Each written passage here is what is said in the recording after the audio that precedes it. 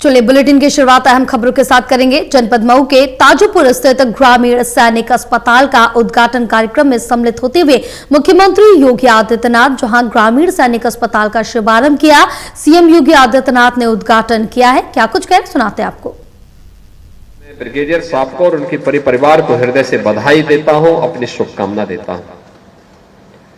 यह काम उन्होंने वैसे ही किया है जैसे यही है जब हम पूजा करते हैं अपने किसी इष्ट की,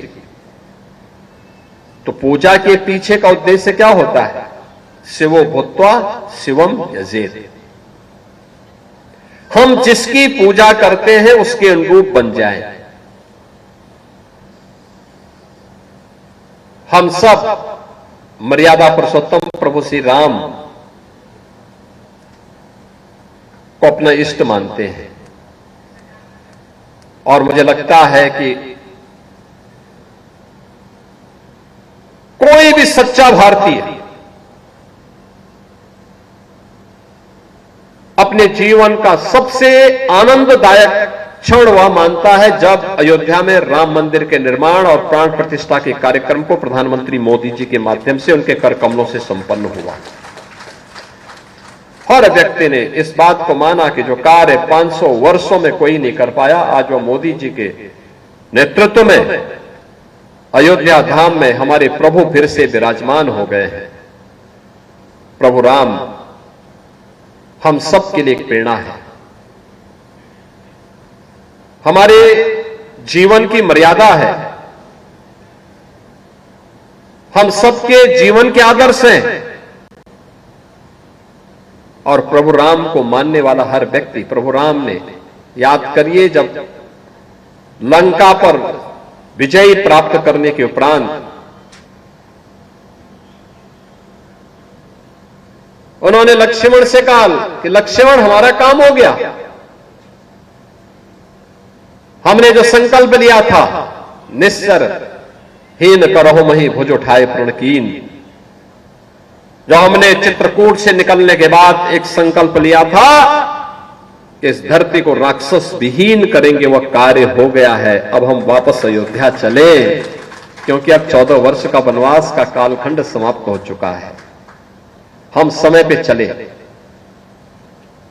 लक्ष्मण जी को लंका में थोड़ा थोड़ा मोह हो गया। उन्होंने कहा भैया हमारा तो राजमहल ही सोने का है, लेकिन यहां तो पूरी लंका ही सोने की बनी हुई है, क्यों न हम कुछ दिन रहे? भगवान राम ने कहा नहीं, अपि स्वर्णमयी लंका नमे लक्ष्मण रोचते, जननी जन्मभूमि से स्वर्गादपि करियसी। बहनों और भाइयों, हर भारतीय के लिए एक प्रेरणा है, हर भारतीय के लिए, कि लक्ष्मण भले ही यह लंका सोने की क्यों न हो, लेकिन याद रखना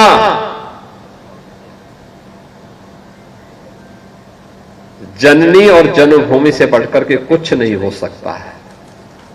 यानी जिस मां ने जन्म दिया है और जहां हमने जन्म लिया है, उन दोनों से बढ़कर के कुछ नहीं हो सकता है। और इसलिए हमें लंका के मोह में नहीं पड़ना है। मैं यहां का राजा पहले विभीषण को बना चुका हूं। जाओ विभीषण का राज्याभिषेक करो और अयोध्या की तैयारी करो।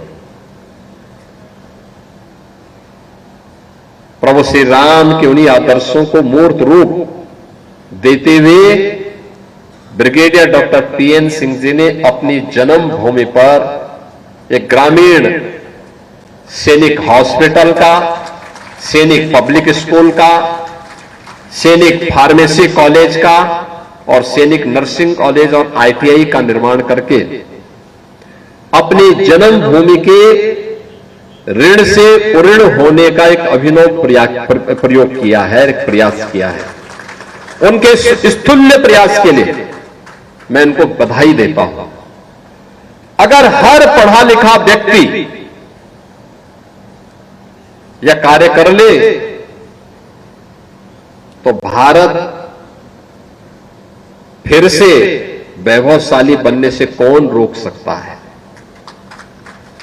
कौन रोक सकता है?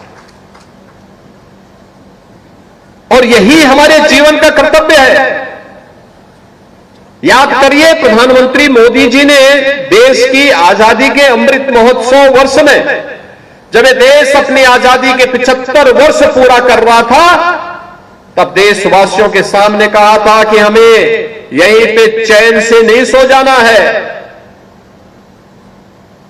ये 75 वर्ष के हमारे कार्य, 75 वर्ष के कालखंड का आत्मावलोकन करना,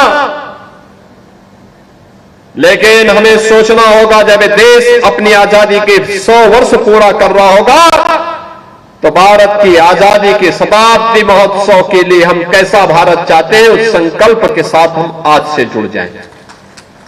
इसके लिए उन्होंने कहा 5 प्रण लेने पड़ेंगे हर भारतीय को। 5 प्रण हर भारतीय के लिए 5 प्रण आवश्यक है। और उस समय उन्होंने कहा था, ये 5 प्रण कौन से होंगे? ये 5 प्रण होंगे विरासत का सम्मान। हमारी विरासत अपने पूर्वजों की था। हम राम के वंशज हैं, हम कृष्ण के वंशज हैं, हम महाराणा प्रताप के वंशज हैं, छत्रपति शिवाजी महाराज के वंशज हैं, गुरु गोविंद सिंह जी महाराज के वंशज हैं, झांसी की रानी लक्ष्मीबाई के वंशज हैं, स्वामी सहजानंद और पंडित श्याम नारायण पांडे के वंशज हैं। ये मान करके हम कार्य करें और उनके प्रति कृतज्ञता ज्ञापित करना, उनके आदर्शों से प्रेरित होना, गुलामी के अंशों को सर्वथा समाप्त करना, जिसमें विदेशीपन का, गुलामी की बू आती हो, उसको समाप्त करने के लिए कार्य करना है। उन्होंने कहा था, तीसरा जो प्रण प्रधानमंत्री जी ने देशवासियों के लिए कहा, हम एक भारत श्रेष्ठ भारत के लिए कार्य करें। एक भारत श्रेष्ठ भारत तब बनेगा जब बिना भेदभाव के जाति, क्षेत्र, भाषा के आधार पर विभाजित करने वाले भारत की उन ताकतों के खिलाफ हर भारतवासी खड़ा हो। जातिवाद और छुआछूत ये भारतीय समाज के कोड हैं, इसको समाप्त करो। ये देश को बर्बाद किया है, देश को गुलाम किया है, इसको समाप्त किए बगैर प्रगति नहीं हो सकती। उन्होंने चौथा संकल्प लिया था कि हर भारतवासी अपने सैनिकों का सम्मान करे। याद करिए, हम चैन की नींद तब सोते हैं जब -डिग्री टेम्परेचर में सियाचिन की पहाड़ियों पर हमारा सैनिक जागता है, तब हम चैन की नींद सोते हैं। जब 50 डिग्री टेम्परेचर में झुलसती भी गर्मी में राजस्थान के रेगिस्तान में भारत की सीमा की रक्षा करते हुए हमारा सैनिक दिन रात देश की पहरेदारी करता है, दुश्मन से देश को बचाता है, तब हम चैन की नींद सोते हैं। जब हमारा पुलिस का कर्मी दिन रात गश्त लगाता है और गुंडों से, माफियाओं से, अपराधियों से हमारी सुरक्षा करता है, तब हम चैन की नींद सोते हैं। और ये विकास का आधार बनता है, हमारे सोचने समझने की सामर्थ्य को बढ़ाता है। उन सैनिकों के प्रति सम्मान का भाव, उन सैनिकों के प्रति सम्मान का भाव हो।